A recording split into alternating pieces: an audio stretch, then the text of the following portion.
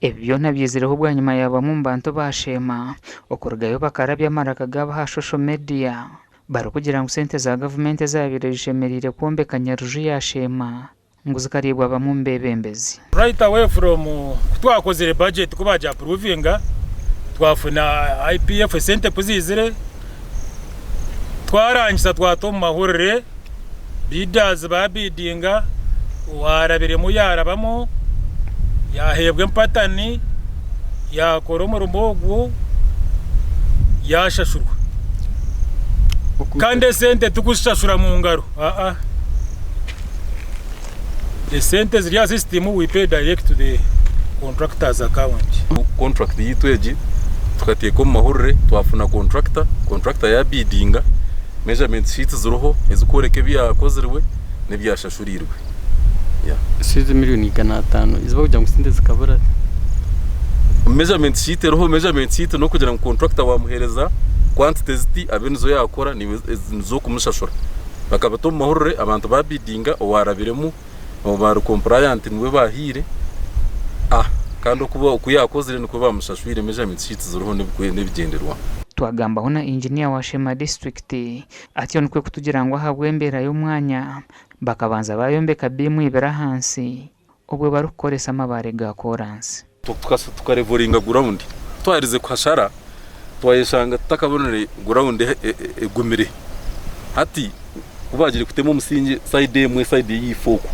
bashanga yabaningwa ku kirere ruguru so nahamwe twajemeserezwa kongera mu bimu za hagati ground ahagati mwe n'umwe na hansi so cyazaho kandi kwaretirinja no garama bare twakosa amabara ga chorus twashanga ngo government kahereza Shema miliyoni 400 zonka kandi umwaka guhwirete yine cebahire okutanaho n'aba municipality abafunire 200 echa politicians zikurya sente yagotomaze mabo ko batine bakoshanga politicians they approve the budget and leave the technical persons to implement. Like for instance kuri twine report eri ku rugowa auditor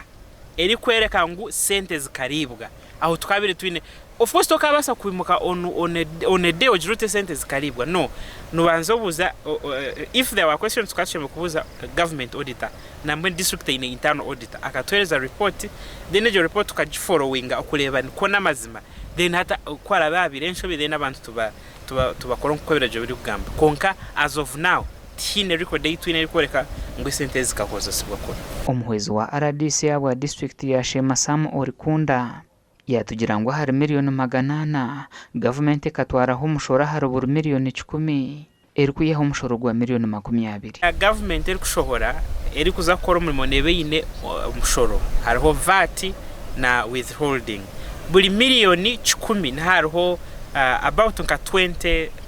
million eziri kuza omishoro so tukugira ngo sente zone eziri kwija niza kukozesubwa ikibara bashembe kuza gukora some sente zimwe niza ahamishoro contract ya miliyoni 4 tukashara site numharo kwabiri hari ndondana neje maram yo kwija koso umuhanda bwo gwa district kandi na no musemo contract akaba ari mu kusaro gutoro kuruga kuri yifo kureta bakarta maramu na Carvat Sans